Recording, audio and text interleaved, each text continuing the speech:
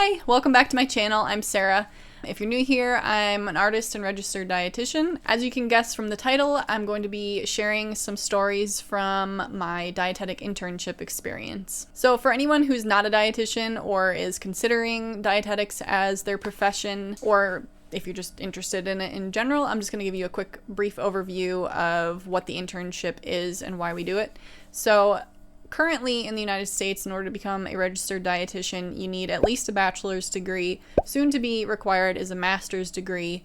And then once you complete your degree, you have to do an internship, and then followed by the internship, you have to sit for an exam. Once you pass the exam, you obtain the credential of registered dietitian, and in order to maintain that credential, you need to do continuing education every year, every 5-year cycle, submit documentation that you did the continuing education in order to maintain that credential. So the internship is kind of the practical application of what we learned in our degree program. You're applying it to real patients and real people in the community. So I just want to cover for a minute the general feelings that I get about the dietetic internship. I can't say that I know many people that look forward to the internship.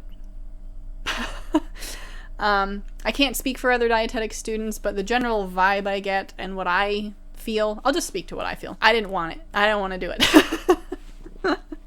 The main thing that I feel like people get nervous about is the clinical rotation. For myself, I never intended to work in a hospital. I still to this day don't want to work in a hospital, and I hadn't previously worked in a hospital in any capacity, so I really was intimidated by that. There's just so many different scenarios that could come up within a hospital setting that is very nerve-wracking for a lot of dietetic interns, including myself. So I wanted to share my experience because one thing that I found helpful prior to my dietetic internship was just hearing other people's experiences and kind of getting a general idea of what to expect. There's quite a few examples on YouTube, but I figured it's a good idea just to put my experience out there. I'm not going to do like a comprehensive overview in this video of my internship experience, but if you'd be interested in something like that, give me a like or leave a comment down below just letting me know, and I can go into a little bit more detail. But today I'm just sharing 3 stories that I thought were significant enough to share, and I just think it's good to prepare by hearing other people's experiences.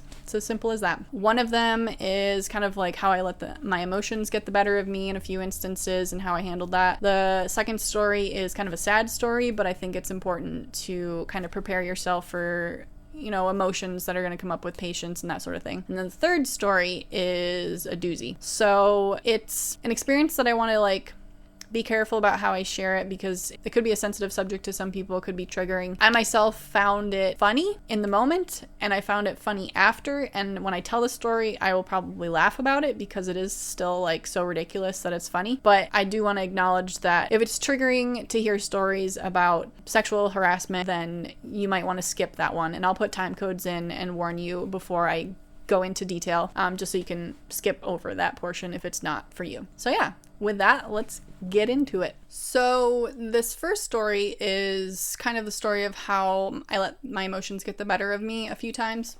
Something I experienced throughout the internship. So lucky me, I got clinical as my first rotation, the one that I was most uncomfortable with, most nervous about. I unfortunately got placed in clinical first. I was hoping to get my bearings a little bit beforehand in one of the other rotations, maybe primary care, instead of jumping straight into clinical. Clinical for me was a huge steep learning curve because I had never worked in a hospital before, and so there was a lot to learning the flow of a hospital, the hierarchy of employees, where I stand there as an intern, and it was just a very nerve-wracking emotional experience for me. And I was also working on the weekends and commuting an hour to my rotation, so when you work unpaid, a full-time position, 5 days a week. Sometimes I think my rotation was 8 till 5. And then working the weekends, not really having rest. I was especially emotionally drained. So didn't exactly set myself up for success for the first few weeks. I did end up quitting my job because it was just too much for me personally. So yeah, I found myself, especially in clinical, crying often.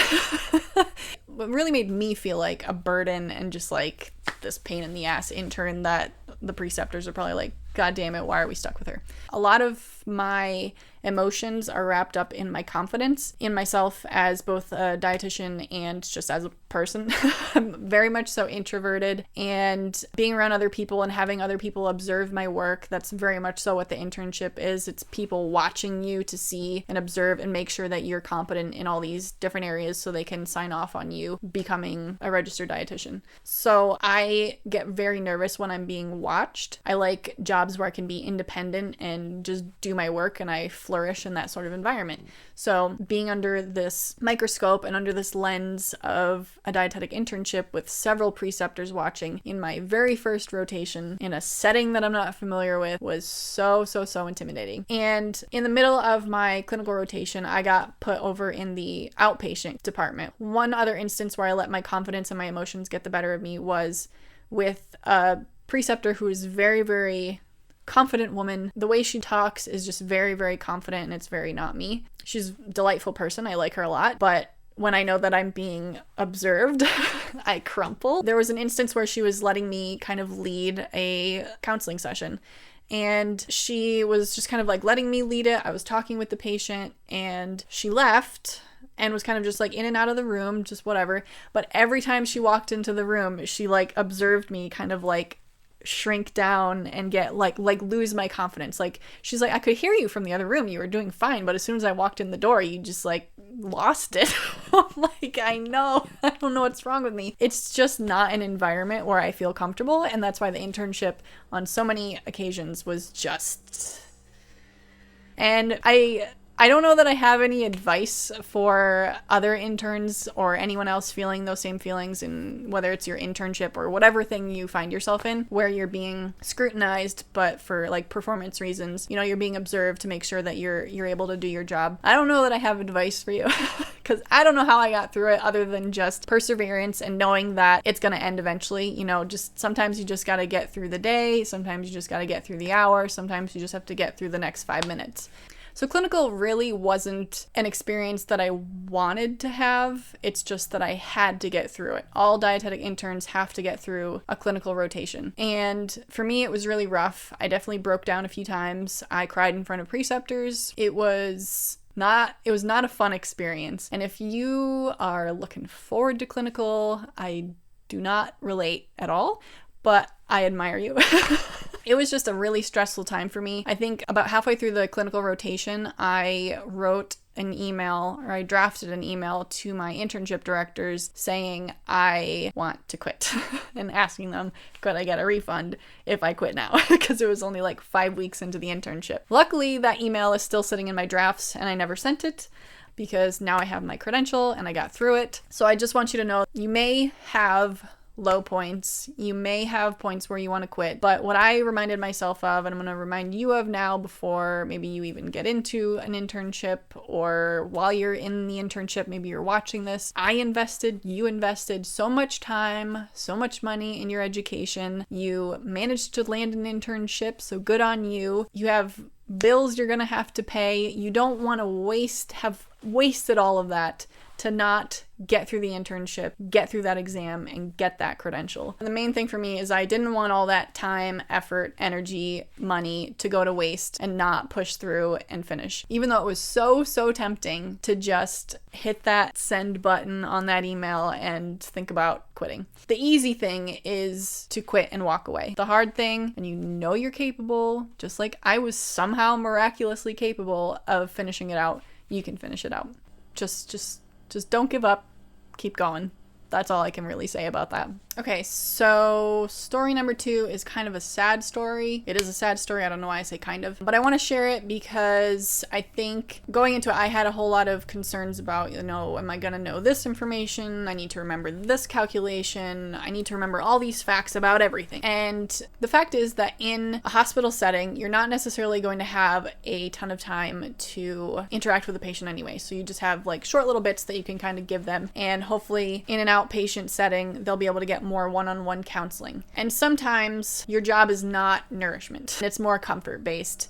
So this story is from a period of like a week that I was in the oncology department during my clinical rotation. This was one of the instances where I was observing the dietitian. I wasn't leading the session. The patient wanted to know, since the cancer that they had was causing irritation of their throat and swallowing things like steak, it's like more of a hard substance and it's very abrasive as it's going down. And so the dietitian basically explained that if they are really craving steak and that would make them happy in the moment, go ahead and chew that steak, get the flavor, get the experience of being able to chew the food, but spit it out.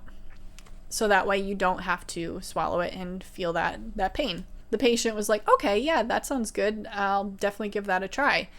But the spouse was kind of like, but what about, like, is the patient going to, get enough nutrients from that? The patient's spouse seemed to still be holding on to hope that the patient would make some sort of recovery. That was just a hard situation to observe and be a part of, like seeing a person knowing that their deadline has been moved up. It's one of those things that you don't think about or maybe necessarily prepare yourself for in undergrad, getting ready for the internship. You're busy memorizing facts and numbers and stuff and not thinking about, like, these are people experiencing life, and life is shitty sometimes. So that was just an experience that really stuck with me.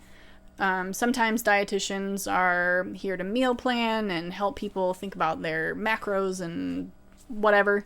And sometimes dietitians are just there to help people stay comfortable and happy as they head into their final days. So I hope this is one of those stories that just kind of, if you haven't experienced loss or experienced a situation like that, to help desensitize you a little bit to when it may happen to you.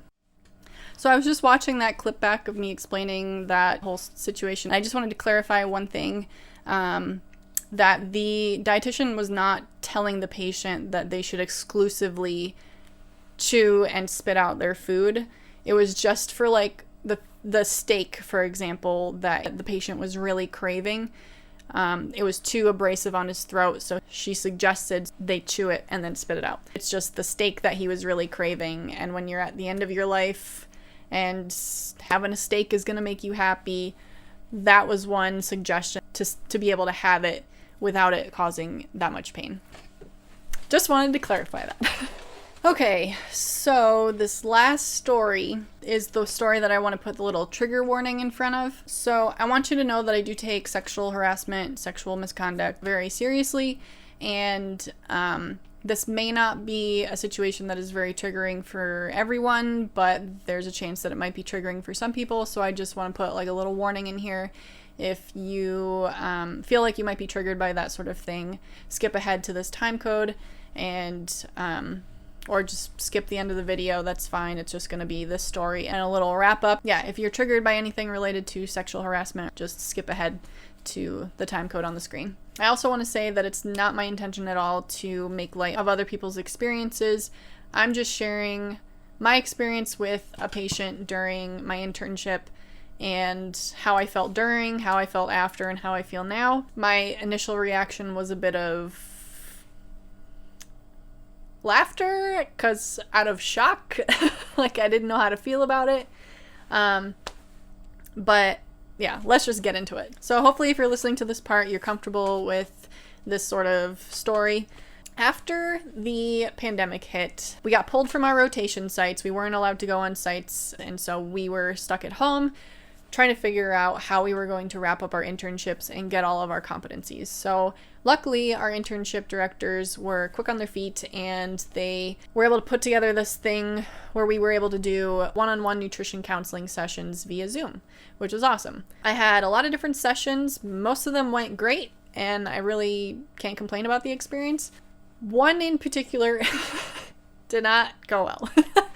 So I ended up seeing this patient twice. The first session, he was frankly a little bit rude and a little bit short with me, and I don't know if it's because he didn't fully grasp what he had signed up for. I don't know his situation. By the end of the session, he had warmed up and was, like, comfortable asking questions and seemed very interested in implementing some of the changes that I suggested and wanted to follow up in a week after putting some of that into practice. I felt like at the beginning of the session, like, a little uncomfortable, like, why is this guy being so rude? But, like, maybe he just, this is just his personality, I'm from New York anyway, so I'm used to people being a little bit more blunt. But by the end, it seemed like, oh, maybe I opened this guy's eyes to, like, the benefit of a dietitian. Look at me go. Just because of the fact that he wanted to have another session and put into practice, because he was really asking, like, okay, so how do I do this? And, like, what are some suggestions on how to do blah, blah, blah, or what, foods that I should eat for this, blah, blah, blah. So I really thought that I had made some progress with this guy, which is yay, a win for me, the intern. That was like a whirlwind of emotion, just the first session with the guy, because he went from like rude and negative to, like, hey, let's have another session. This was great. And then the next session rolled around and it did not go well.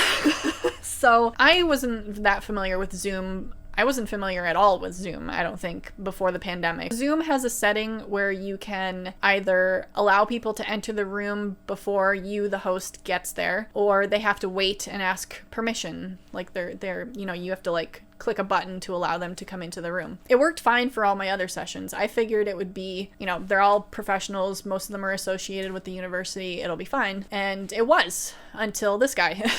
So I didn't click that setting to have them have to ask permission before entering. I just allowed people to enter if they got on before me. And I usually logged in a little bit early anyway, so I usually beat them into the meeting as it is. But in this instance, I logged in a few minutes before the meeting and he was already logged in. However, he was not on screen. I figured he probably logged in, and needed to go run off and do something, and then he was coming back. So it got to be about 2 minutes past our start time. And I should say that all I could see was his computer chair, a wall, and then, there was a doorway into another room. And so I couldn't see a whole lot. It was mostly wall, and then, a third of the screen was, stuff in the distance because it was into another room. Like I said, it's about 2 minutes in, and I'm, looking down at my notes, just kind of preparing myself, reminding myself of our last session, wondering what this one's gonna be like, because the guy was a little bit odd. And then I see something move, and I look up, and it's him coming in through that doorway, running through his house, fully naked. And I'm like, what? And I did exactly what I did now, because I'm, thinking about it. I'm just I think my jaw fell open, and I was smiling, because I was like, is this fucking happening right now? He comes up to the camera, and he's kind of, off to the side, so I can just see his face. I couldn't see his body at that point, but from that open doorway, I saw full frontal everything. Puts himself in front of the camera, just his face in front of the camera, and kind of, talks to me I'm so sorry, I didn't want to be late for our meeting, and, you probably just saw, and, oh my god, and, I need to go get dressed, and I'll be right back. And he just seemed very frazzled, and I was frazzled, clearly. He says all that. I'm kind of just I have a hand up, okay, and I'm just mumbling. I don't even really remember what I said. I'm just yeah, okay, sure. It was I think I just got a few words out, and I just kind of had a hand up, I'm covering, but okay, dude. I don't know what's happening. In that little encounter face-to-face, he acknowledged that I may have seen something. So you would think, turn the computer screen, close the webcam, do something. But no, he runs back off through that same doorway. So I just see his bare ass run through the camera screen again. Thanks, dude. What the hell? I'm just sitting there now what? What do I do? Do I move forward with the session? How? And I'm trying to picture in the moment, okay, when this guy gets back, how am I going to handle this? Do I acknowledge it? Do I ignore it? What do I do? Should I just hang up? Is that rude? Should I not do that? I was in my office with the doors closed, and so I was still on the Zoom meeting with the guy while he was, I couldn't hear him. I think he yelled a few things off in the distance, but I texted my husband, who was in the other room, because he was working from home as well. I'm this just happened, what do I do?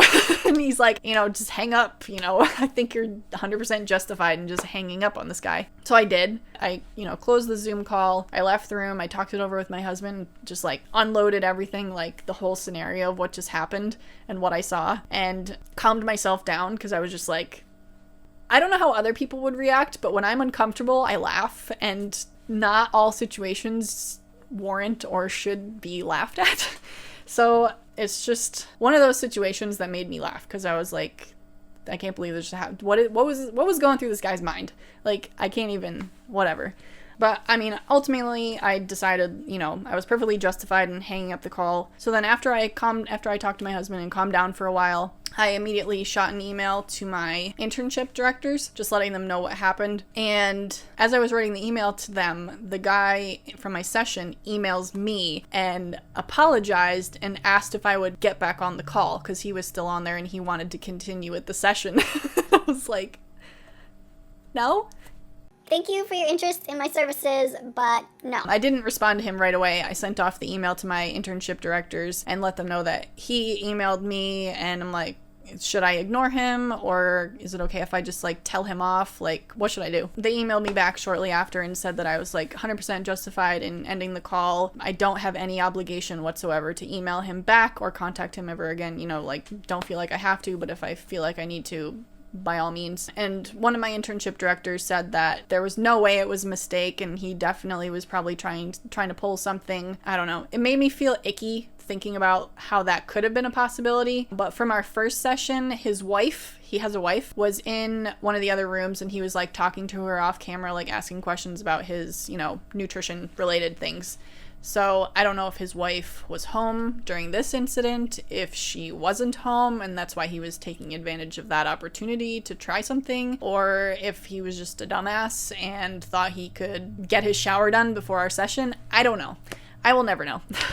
It was just a very bizarre experience, obviously. And I just want to say once again that I laughed at it. I laughed during it, I laughed after it, I laughed now today telling it. It just felt to me like a sort of cringy fraternity prank, or like the guy was just genuinely stupid. But I by no means want to come across like sexual harassment or anything like that is to be used for comedic purposes or encouraged in any way. So one of the things I want to say about this is that you may find yourself in situations, not necessarily going to, but you might find yourself in situations where you're made to feel uncomfortable.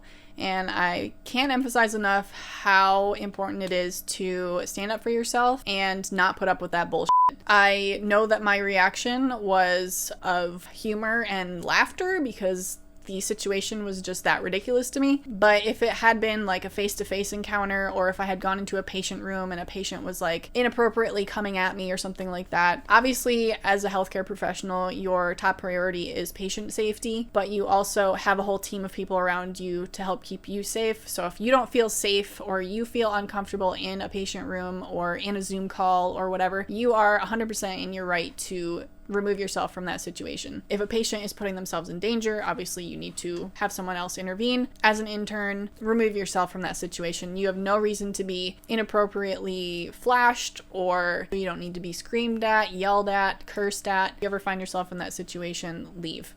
Whether that's with a patient or someone professional. I'm sure those situations have come up and will come up, unfortunately. Always advocate for yourself, always stand up for yourself, and never victim blame yourself. That was one of the things that I felt is like, what did I do in my first session that I invited this sort of behavior possibly in the second session? And I like took a step back from that thought and was like, why am I, like, I know that I was right. I knew that I had acted professionally, and there's no reason why I should ever blame myself for what that guy did. Yeah, that's the story of the naked Zoom guy. And that was 3 stories from my dietetic internship. I hope they were helpful stories to hear. Obviously, maybe this isn't obvious, but I feel like it's obvious. I had a lot of low points in my internship. One particularly weird experience. All of it, I can't really say that I loved, but I'm really glad to be done. The best part of the internship was finishing it. I hope these stories are helpful to future interns, future dietetic students, maybe helpful to other dietitians who went through similar experiences. Just know that you'll survive the internship and you'll pass the exam, you'll get there. If you're an introvert like me, I am sending good vibes your way, because as an introvert, it was really hard sometimes to just get up and go to a patient room. Really, that's all I can offer is just my stories and my experiences. I made it and I wanted to quit after just a few weeks, so I know it's like hard while you're in it to hear something like that, like, oh, well, you wanted to quit, but you made it through. Well, It's easy for you to say because you're already done, but yeah, I really wanted to quit just a few weeks in, and I pushed through. Just get through the week, get through the day, get through the minute, and just get on to the next thing. Stay strong and appreciate just those little wins that you get. Sometimes it's just an appreciative patient. Sometimes it's not tripping when you walk up the stairs, which I might have done a few times in front of people. So if you like this video, give it a thumbs up and let me know. Feel free to leave comments below if you have any questions about other experiences or about the experiences that I shared today. Let me know if you have suggestions for future videos, if you want to hear more stories. If you haven't already, consider subscribing just so you get notifications whenever I upload. It lets me know that you're interested in this content, and it kind of motivates me to post more. All right, I'll see you in the next one. Bye!